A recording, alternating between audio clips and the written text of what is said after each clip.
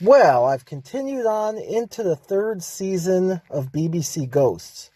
I got to watch the first 2 episodes after the Christmas special, and what I saw made my jaw drop, as I saw things that reminded me of what we just saw on the new CBS episode, Ghostwriter.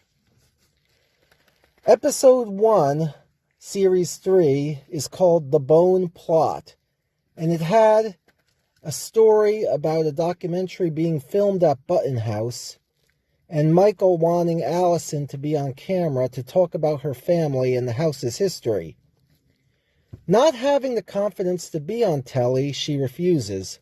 That is, until Thomas, the ghost poet, agrees to help her work on her public speaking skills. A storyteller helping the living lady of the house with being the face of the house. Where have I heard that before? Just a couple of days ago when Sass did the same for Sam. And when you think about it, what's also interesting is Thomas and Sass are not too different from one another, in that while both being storytellers, the story they present about themselves ended up not being completely true. Only when we see or hear their backstories do we learn the whole story. That does happen a bit on the BBC version. Thomas, for one, and in this very episode we saw that the story of Humphrey, the headless ghost, is quite different than the documentary suggests. Another highly interesting thing was that Pat and Kitty help each other a lot during this and the next episode. They try to make laughter contagious when Pat noticed that Fanny and Captain never laugh.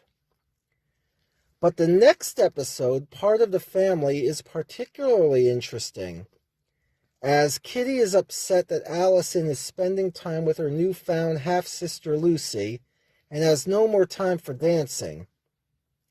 As a side note, if I may, Allison is happy to have found family. It's kind of like how Sam longs for a sister figure when she met Jay's sister.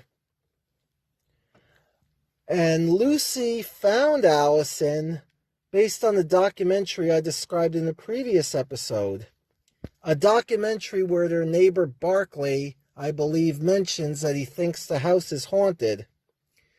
And if so, that could be a really easy plot device for the BBC series and beyond, because all people have to do is have watched that documentary to know about Allison and the Button House. Luckily, Pat is willing to join in with Kitty's dancing, although it takes some convincing and grabbing of her attention. And it turns out that the ghosts connect and enjoy each other's company even more. Again, sound familiar? Yes, Pete and Flower bonding over basketball, although Pete was the one upset about losing Jay's attention, and he didn't believe Flower could be a fan.